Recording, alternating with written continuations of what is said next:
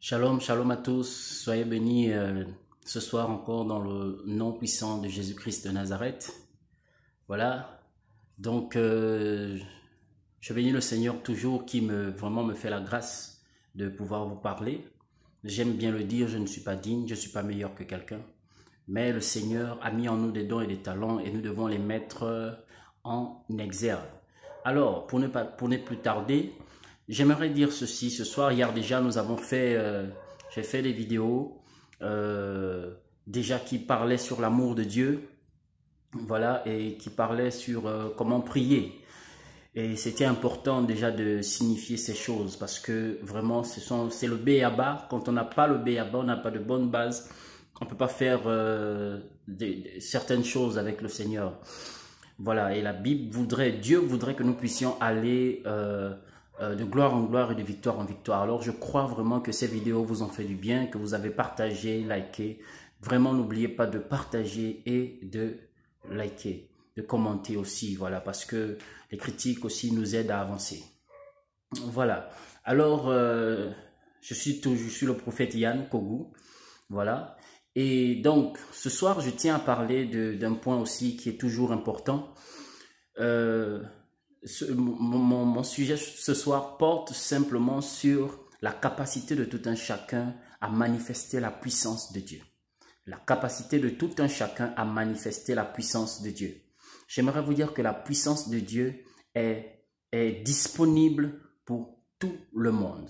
Pour toi, chrétien, je parle surtout des chrétiens, d'accord? La puissance de Dieu est disponible pour tout le monde. Jésus, quand il est venu, il a chassé les démons. Il a opéré des miracles. Mais vous allez constater qu'avant la venue de Jésus, dans l'Ancien Testament, selon l'Ancienne Alliance, justement, personne ne chassait les démons. Personne ne faisait cela. Les prophètes manifestaient la puissance de Dieu parce que Dieu, justement, se manifestait d'une certaine façon. Mais jamais quelqu'un n'avait chassé les démons. Jésus est le premier être humain qui a chassé les démons. Qu'est-ce qui s'est passé? La Bible nous démontre que Jésus, quand il vient, ou encore déjà dans l'Ancienne Alliance, ceux qui marchaient avec Dieu, les serviteurs de Dieu, n'avaient pas le Saint-Esprit de Dieu en eux. Parce que la pièce maîtresse dans cette affaire, c'est le Saint-Esprit. Le Saint-Esprit a aidé Moïse, Abraham, tous ces grands hommes, ces pères, à travailler avec le Seigneur, à faire des choses, oui, à réaliser des grandes choses. Mais quand Jésus vient, il est le premier être en qui le Saint-Esprit est venu vivre à l'intérieur du corps, sur cette terre. Alors, quand Jésus vient justement, Jésus vient rendre possible par le Saint-Esprit de Dieu, il vient rendre possible la puissance de Dieu en manifestation dans une autre dimension, d'une autre façon. Il vient nous montrer comment est-ce que les choses doivent maintenant se passer. Alors, qu'est-ce qui se passe? Le Saint-Esprit vient en Jésus-Christ et Jésus opère des miracles. Jésus opère des miracles. Les gens ont dit que n'est-ce pas le fils du charpentier? N'est-ce pas le fils de Joseph, le charpentier? Les gens l'ont vu encore comme le fils de Joseph, le charpentier. Si je prends cet exemple, si je dis ceci, c'est parce que beaucoup aujourd'hui dans les églises ou dans les maisons, les chrétiens se disent qu'ils sont des fils des charpentiers. Qu'est-ce que j'ai envie de dire par là? Ils se disent qu'ils sont des personnes lambda, des personnes qui ne peuvent pas manifester la puissance de Dieu ou parler avec Dieu, entendre la voix de Dieu. Mais Dieu est votre Père. Et si Dieu est votre Père, vous avez la capacité de parler avec lui. Écoutez, quand Jésus est mort, il a déchiré, le voile s'est déchiré et il nous a rendu capables de rentrer dans le lieu très saint, un endroit où il fallait vraiment faire des pieds et des mains pour y arriver.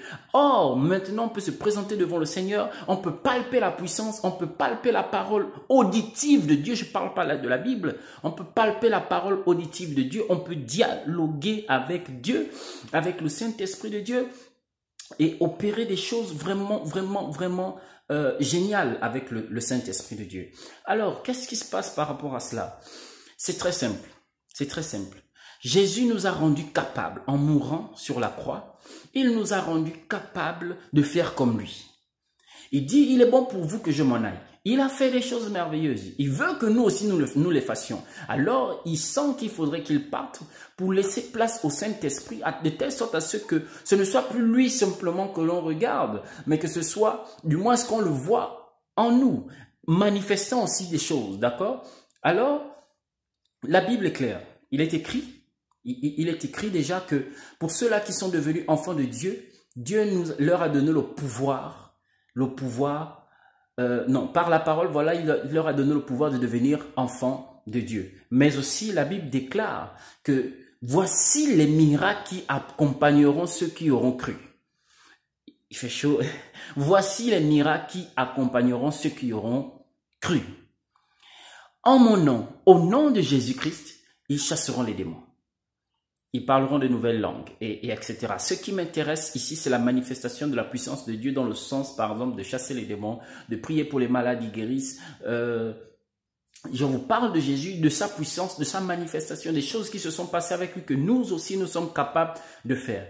Ici, j'aimerais attirer l'attention des gens. Vous vous êtes souvent dit que cela n'appartient qu'aux pasteurs, n'appartient qu'aux prophètes, aux docteurs, aux évangélistes, etc. Non, non et non. Ce passage dit, voici les miracles qui accompagneront ceux qui auront cru. Pas les prophètes, pas les apôtres, pas les pasteurs. Non, ça, ce ne sont que des titres. Pasteur, c'est un titre, c'est une fonction. Prophète, c'est une fonction. Voilà pourquoi même, entre parenthèses, vous devez cesser de penser que quelqu'un est toujours prophète, parce que chez lui, il est chef de famille. D'accord? Auprès de ses parents, il est enfant de la famille et tout cela. Ça, c'est une parenthèse. D'accord? Mais j'aimerais vous dire ceci, que les miracles qui vont accompagner ceux qui auront cru ne concernent pas simplement les pasteurs. Pourquoi laissez-vous les pasteurs simplement croire, les prophètes simplement croire que c'est eux qui doivent faire certaines choses? Vous savez, cela est disponible pour tout le monde. Je le dis parce qu'il y a beaucoup qui vivent des situations et ne comprennent pas qu'ils ont le pouvoir et la capacité de dominer sur ces situations-là. Ils pensent que ça relève d'un grand mystère. Ils pensent que quand nous, on parle avec Dieu, c'est que nous sommes des super hommes. C'est faux.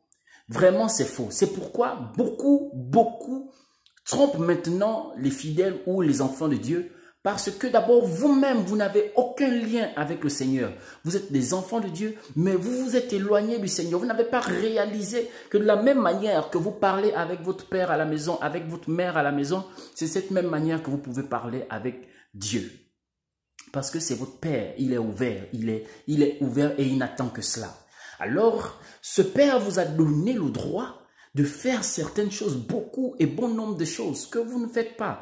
Parce que simplement, vous pensez qu'il n'y a qu'une catégorie de personnes qui peuvent le faire. Et vous voyez, on a laissé tout ça aux sorciers. On a laissé tout ça aux rosicruciens, aux francs-maçons. Et voilà. Aujourd'hui, quand un homme de Dieu vient manifester la puissance de Dieu, on dit que c'est un sorcier. On dit que c'est ceci, c'est cela. Or, c'est faux. La Bible nous démontre que Jésus est quitté d'un endroit à un autre. Mais Jésus dit que nous allons faire ce qu'il a fait et que nous allons faire plus que ce qu'il a fait. Et pourquoi est-ce que moi, si je suis chez moi, que je dis que je me retrouve à tel endroit, je me retrouve à cet endroit, je suis un sorcier? Non, pas du tout. Pas du tout. Je suis quelqu'un qui a réalisé ses capacités et ce dont il a droit. Ce que mon Père m'a donné, l'héritage que j'ai reçu par Jésus-Christ. Ok? Donc, j'aimerais vous dire que vous avez la capacité d'opérer dans les hautes dimensions. Vous avez la capacité de manifester la puissance de Dieu. Lorsque je prie pour un malade et qu'il guérisse, c'est parce que j'ai d'abord réalisé cela. Écoutez-moi, Pierre, un moment, a commencé à douter. Jésus lui dit, allez-y dans la chambre haute, attendez là-bas, le Saint-Esprit va descendre. Quand le Saint-Esprit descend, vous savez, Pierre n'était pas quelqu'un de facile à vivre. Mais Pierre, justement pour tester, parce qu'il voulait vraiment voir que, est-ce que vraiment, ce que j'ai réalisé là, les sacrifices que j'ai fait là, est-ce que ça va donner? Quand je suis allé rester jeûner et prier dans la chambre haute, alors Pierre se lève avec Jean, il marche et il rencontre un paralytique. Ce paralytique leur demande de l'argent. Pierre dit, non, de l'argent, nous n'en avons pas. Je pense que vous connaissez ce passage. Mais ce que nous avons, nous te le donnons. Au nom de Jésus-Christ, lève-toi et marche. Il a marché. Ne soyons pas des gens qui lisons simplement la Bible pour lire. Ne soyons pas des gens qui prenons les passages de la Bible pour des slogans. Non, mettons-les en pratique, qui que vous soyez. Je répète que pasteur, c'est une fonction. Comme on dit directeur, comme on dit comptable, comme on dit, je ne sais pas quelle autre fonction, là, boulanger, cordonnier, tout ça, ce sont des fonctions. Mais ce n'est pas pasteur qui fait de moi un pasteur. Ce n'est pas prophète qui fait de moi un prophète. Ce n'est pas cette fonction qui fait de moi un prophète. C'est ce que j'ai. D'accord? En fait, c'est par rapport à ce que j'ai réalisé, que je manifeste, que l'on m'appelle prophète. Est-ce que je parle à quelqu'un? C'est par rapport à ce que Dieu a mis en moi, le dépôt que j'ai, que je manifeste, que là on distingue que ça c'est un prophète. C'est parce que le boulanger se met à faire du pain, de la pâte et tout ça, des pâtisseries, que l'on dit de lui que c'est un pâtissier ou encore un boulanger. Ok? C'est parce que le cordonnier se met à réparer des chaussures que l'on dit de lui qu'il est cordonnier. Le maçon se met à faire de la maçonnerie et on dit de lui qu'il est maçon. D'accord? Alors, j'aimerais vraiment insister. Vous avez la capacité de manifester la puissance de Dieu. Jésus a rendu cela disponible pour nous tous. Alors, ne vous mettez pas des freins. Même les délivrances, vous pouvez opérer des délivrances, des auto-délivrances. Vous pouvez opérer des auto-délivrances. Mais pour cela, il faut d'abord réaliser qui est Jésus. Ce que Jésus a fait. Ensuite, réaliser ce que Dieu a mis en vous. Et qu'est-ce qu'il voudrait que vous fassiez de cela? À partir de ce moment, lorsque vous allez comprendre, ce n'est pas la magie. Ce n'est pas toujours une affaire de jeûne. Attention. La Bible ne nous dit point que Jérémie a jeûné. C'est vrai que Jérémie n'a pas manifesté, mais il s'est mis à dire des choses exactes. D'accord? La Bible ne dit pas que Jérémie a prophétisé. Maintenant, j'aimerais vous dire ceci. Les disciples ont fait 10 jours dans la chambre haute. Ils n'avaient pas fait 40 jours. Ils ont fait 10 jours et ils ont commencé à manifester la puissance de Dieu. Ne pensez pas que c'est d'abord une affaire de long jeûne. C'est une affaire de croyance. C'est une affaire de réaliser qui est Jésus-Christ. C'est une affaire de réaliser l'impact de la parole, des mots que Jésus-Christ a proclamés. À partir de là, écoutez-moi, ne prêchez pas la foi. Et là, je m'adresse aux hommes de Dieu. Ne prêchez pas la foi, mais prêchez Jésus-Christ. Parce que c'est au moyen de la parole ou encore de l'évangile de Jésus, de Jésus-Christ, sa personne, que la foi naît. La Bible déclare que la femme à la perte de sang avait entendu parler de Jésus. C'est quand elle a entendu parler de Jésus que la foi est née en elle et elle a dit, si je peux seulement toucher le pan de sa robe. Écoutez-moi, la dimension du miracle, la dimension de la manifestation de la puissance de Dieu, c'est quelque chose de merveilleux. C'est quelque chose de merveilleux et c'est disponible pour nous tous.